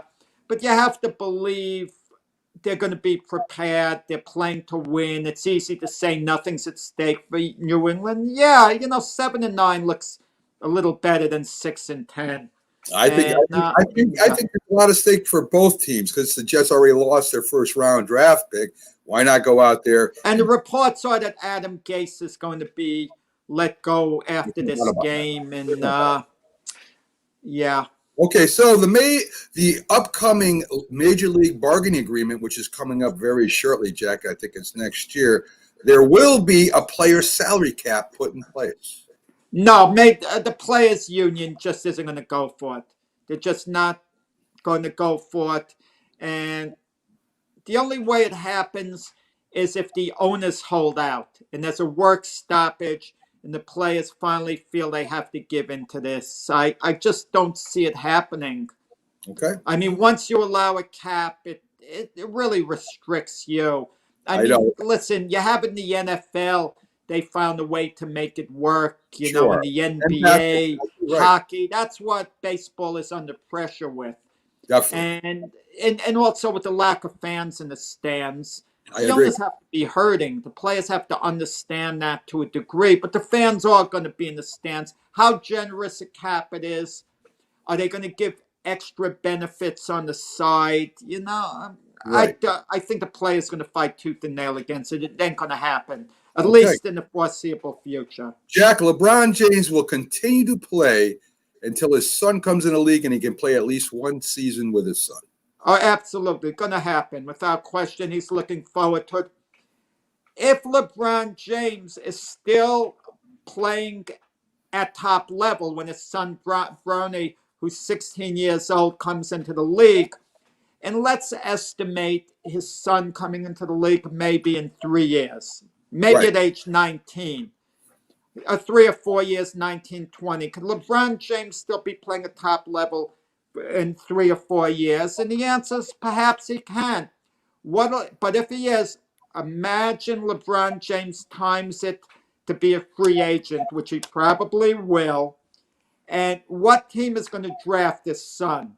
Because they feel if they get Bronny, they're getting LeBron to their team. Right. And they're getting LeBron at a low price. Right. They I have agree. LeBron over barrel. They'll say, LeBron, we can't pay you all this money.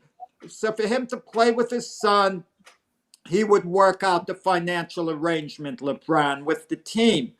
And imagine that. What team's going to be in line? Wouldn't it be a great story if it were the Cleveland Cavaliers? I mean, to go back to Cleveland. Imagine the Knicks. LeBron would be wincing having to come over here to play with you. You want to know something? He's going to do it. It's going to happen. It's going to happen. So, Jack, let's get to our last official timeout for the day. Folks, stick with us. We'll be right back on the other side. We have a lot more information to give you, a lot more sports to give you. So stay with us, please. If you served honorably in our nation's armed forces and you're looking for a way to continue serving your fellow veterans in your community, then join AMVETS. Each year, AMVETS members volunteer millions of hours at VA healthcare facilities from coast to coast, helping to improve the lives of their fellow veterans through the VA Voluntary Services Program. AMVETS posts and departments also participate in a wide variety of community service projects, ranging from Americanism in our schools to supporting the Special Olympics and Boy Scouts of America. If you no longer wear the uniform today, you can still serve through the AMVETS by joining today at amvets.org. Hi, Grandma. What's for dinner? Hey, honey, I'm making stew tonight. Oh, can Nina come over? I'm not sure about our new friend. I wonder if there's been any drinking going on. Alcohol at her age can lead to so many bad things. I've been meaning to ask you, what would happen if someone offered you a drink? Grandma? This is hard. She's so young, but I know I need to talk to her about it now before someone tries to give her alcohol. If anyone ever does offer you a drink, I want you to say no. I have too much respect for my family and I don't want to get in trouble. Okay. Really? I promise, Grandma. I love you too. Okay, how about tasting this stew and telling me what you think? Some children may try alcohol as young as 9 years old. It's not too early to talk about drinking. For tips on how to begin the conversation, visit underagedrinking.samhsa.gov. That's underagedrinking.samhsa.gov. This message brought to you by SAMHSA and this station.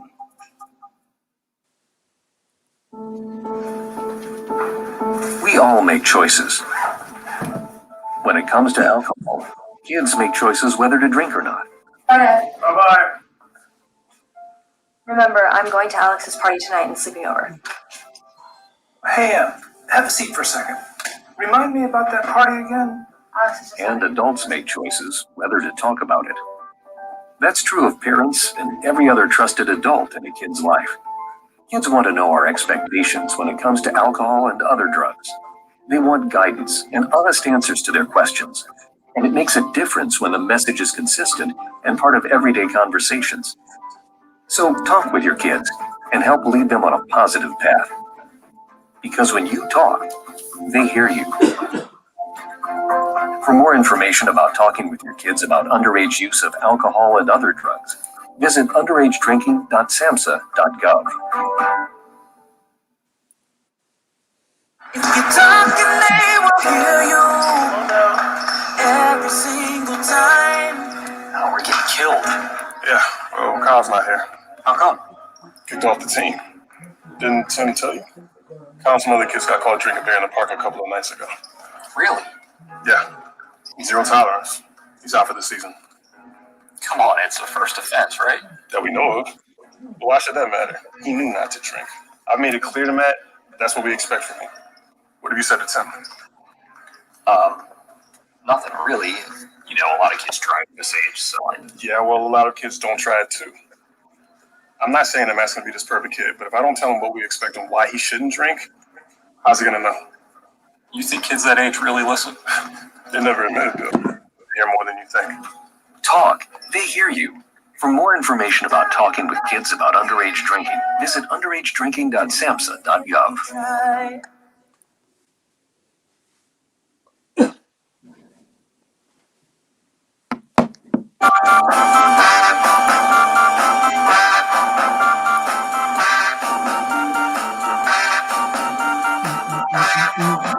Good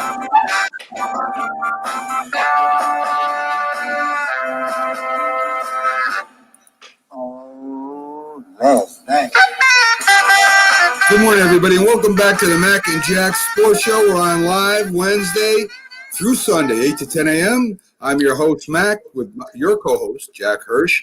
So far, Jack, we had a great show. We had the Iceman John Scully on for our boxing update. We had Carter B with our NHL update, breaking down the Bruins. They'll both be back in next week. So far, so good, Jack, and we just went through Ain't Gonna Happen, as you told us, and the viewers at home, what's going to happen in the world of sports and what's not going to happen, which was very exciting, Jack. Well, I think locally we would like to see the Giants beat the Cowboys and the Eagles beat the Redskins and the Giants get into the playoffs with a 6-10 record. It would be a lot of fun, but It definitely Sunday's would. a fun game to watch football. Really Yeah, fun game. Yeah, in fact, fun the day. I mean, yeah. The Washington Redskins, I say the Redskins because that's still part of my mind right now. But the Washington football team and the Eagles will play on Sunday night. They actually flexed it out. So after the Giants play, I don't understand that, Mac. You got the Bears and the Packers. The Bears need to win the game to make the playoffs, and the Packers might need to win the game to get home field advantage and get a bye in the playoffs. Plus, you got Aaron Rodgers, in that spot to flex. I mean, wouldn't we rather see him than Jalen Hurts? Come on. I think it's all about the markets, Jack. I think there's more people in Philly and the Northeast than there is up there. I believe that's what it is. So I'm not really sure, but I agree with you. I think that would be a more entertaining game. But I'm glad to see Philly on Sunday night, and of course, it has implications on the Giants. So locally, myself, I would rather see Philly and Washington because of the Giants situation. But the Giants might be eliminated that afternoon by the Cowboys. Could you imagine Jerry Jones sitting there rooting for the Eagles, that they could actually steal the NFC East after the Cowboys had had a disastrous year all year long, and they're all of a sudden NFC East champions hosting a home game at Jerry's World next week? Man. You could say, Jack, every team in the NFC East has had a bad year. So I'm going to do a quick thought for the day, Jack, and it's about the playoffs. We were just talking about it. It's a new season, Jack. I mean, it's all 0-0. When you get into the playoffs, anything can happen. I mean, we got our favorites. We got Kansas City and Green Bay, both expected or maybe thought that they will win, both of the conferences. But, you've got all kinds of teams that are in there that are legitimate, have legitimate chances to get to the Super Bowl. The Steelers, who had that quick start, they jumped out to 11-0, I think it was 10 or 11-0, and they fell down. They came back. They're resting their players. Cleveland may make it for the first time to the playoffs in like 20 years, Jack. It's ridiculous.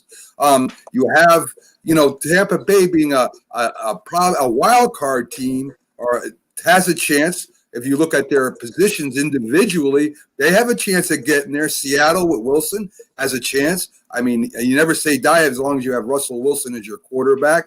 The MVP, I feel, Rodgers is having one of his best years in recent memory. I mean, he looks like the Rodgers of old. So the Rams have a shot. The Titans look to be faltering. The Colts, still have an opportunity. This may be Philip Rivers' last year from what he said. And even the winner of the NFC East, Jack, they have a puncher's chance. I mean, they have a chance at their home field.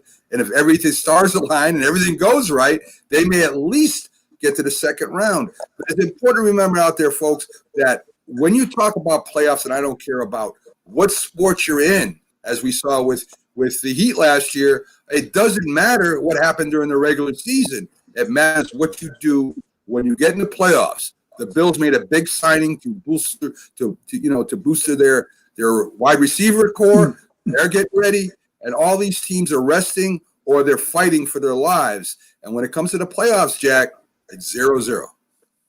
Yeah, obviously they say it's a new season, and the teams who are playing really well at the end, those are the teams to keep an eye on. We tend to look at a team's record over the whole season, maybe we should just look at the team's record over the last month, over the last few games, and see who's on an upswing, who has more upside to them. You didn't mention Arizona before. They're playing the Rams on Sunday, and if Arizona should beat the Rams, they sneak into the playoffs, and it's been quite a while before, they've been in the playoff game. Yeah, so, and Goff is hurt, Jack. So, I mean, he's not playing as a second-string quarterback. John Wolford, who never has played in an NFL game, is going to be quarterbacking for the Rams. Exactly. And they're having a lot of conservative packages with him. So basically what Seattle has to do is try to make him throw deep.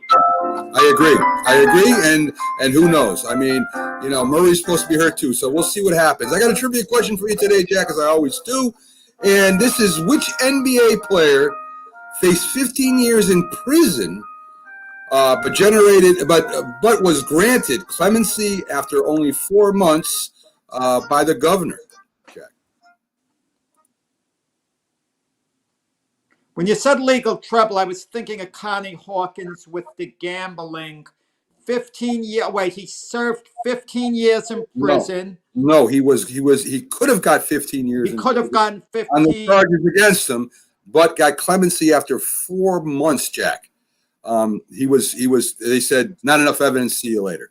And the governor himself came out and gave him clemency.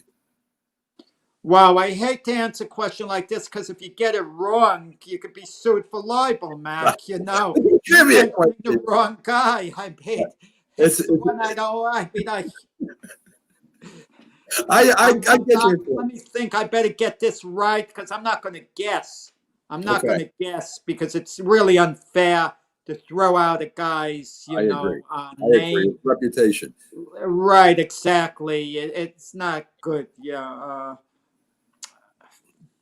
4 months clemency by the governor. Right. He actually came out and been a heck of a player to get out. Yes, he was, Jack. He was a hell of a player. To get out, for the governor to give him clemency after 4 months. To be fair, the charges were dropped because they said there wasn't enough evidence, but the governor came out as the one that said clemency for this guy. Yeah. Well, they were eventually dropped. Right.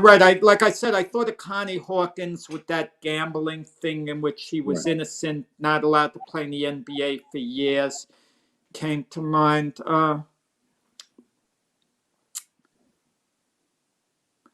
Nothing is quite clicking in my head clearly that I want to mention. I have a few names that I think I could go with that chances are one of them would be right, but if I get the wrong name, it's really smearing a guy's rep. I just can't because of the nature of the question. Let me give you the answer. The answer was Allen Iverson was accused of hitting a Allen Iverson when he was young.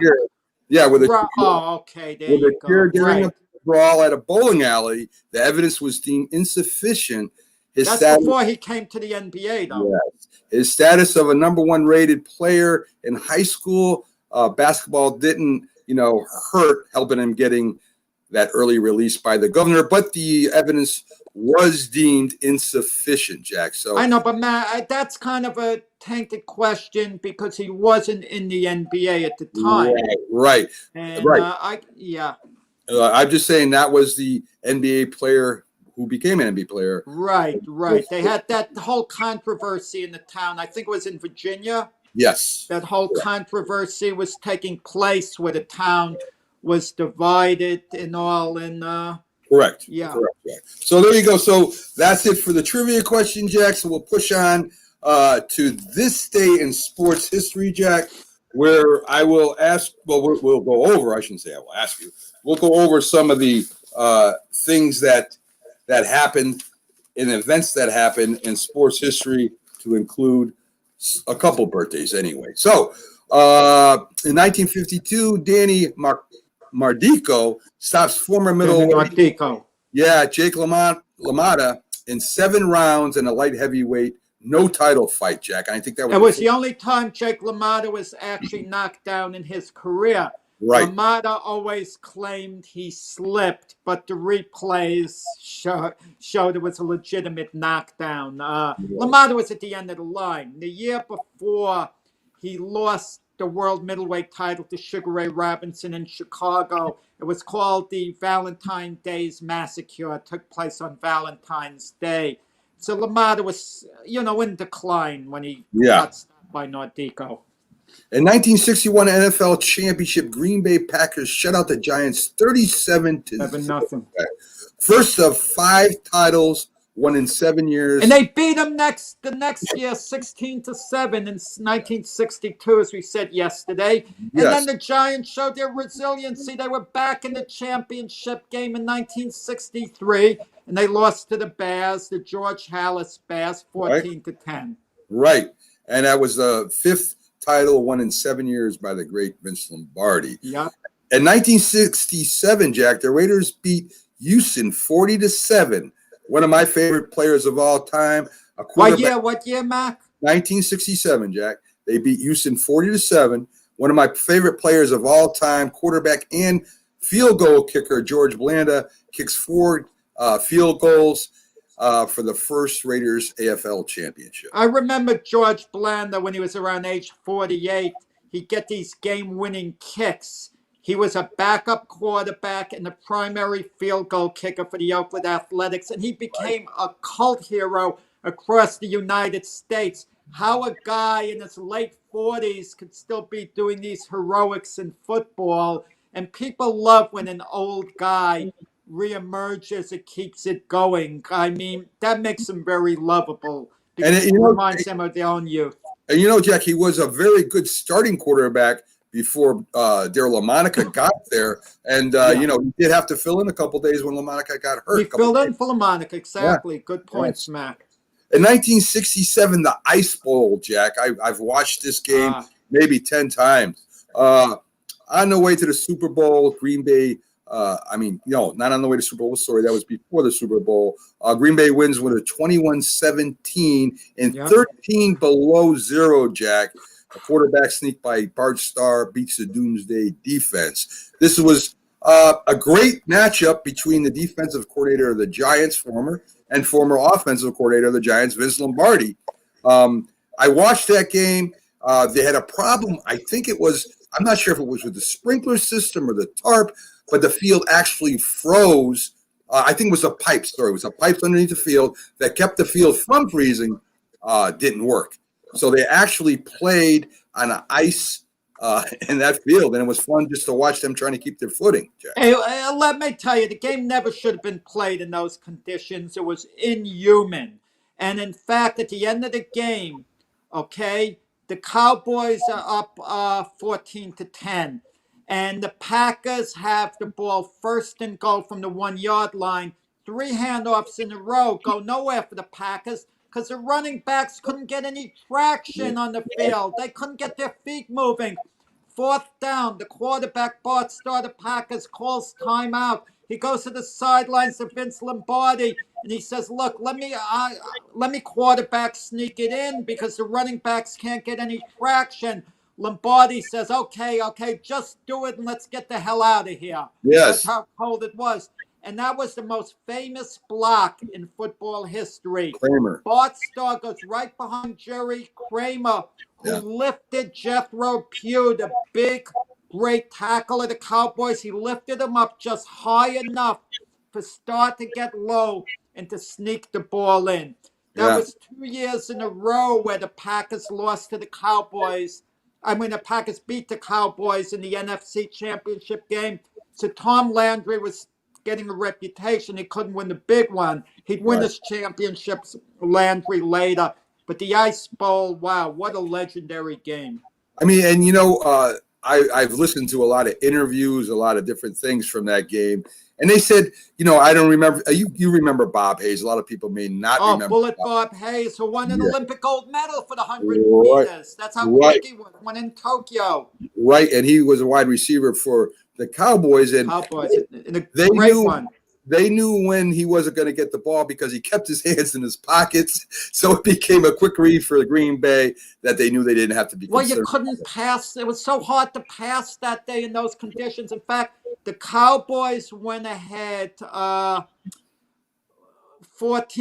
I think there was an option play that involved Dan Reeves. You know, a bit of trickery to grab a lead from the Cowboys. It was ridiculous, those conditions. Ridiculous to play in. And for people that don't know, you know, a lot of people remember Dandy Don Meredith from Monday Night Football, but he was the quarterback of the Dallas Cowboys. He was the quarterback, and I remember his disappointment after the game because that was 2 years in a row they lost in the championship game to the Packers. The year before was in Dallas.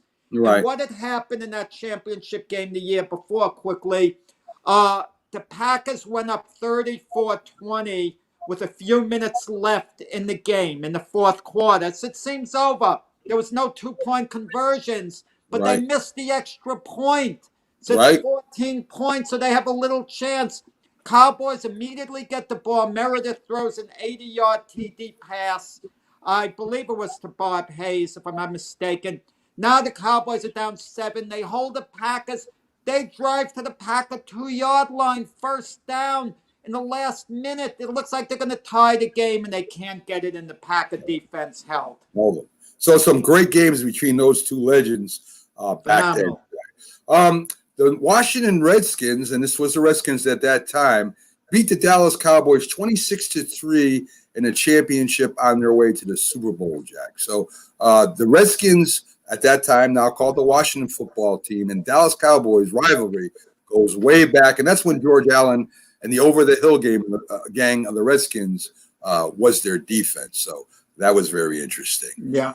In 1974, the Yankees signed Cy Young Award winner Catfish Hunter to 5 years for $3.7 million, a record at that time, Jack.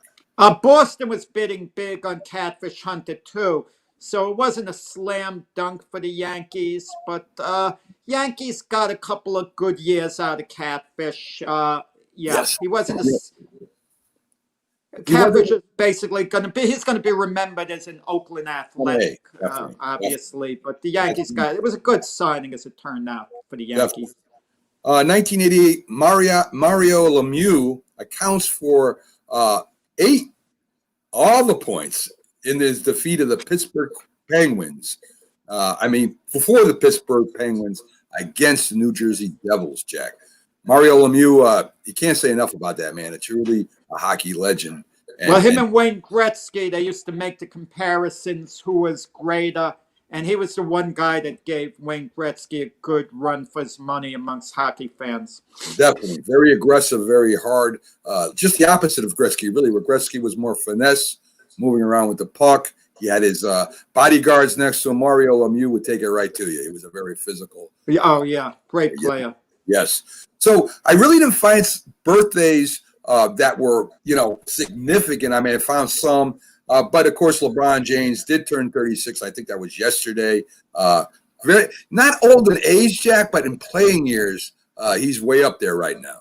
Well, you know what it is? It's staying healthy and not getting injured. That's the key. Because I think LeBron could play at a very high level the next few years.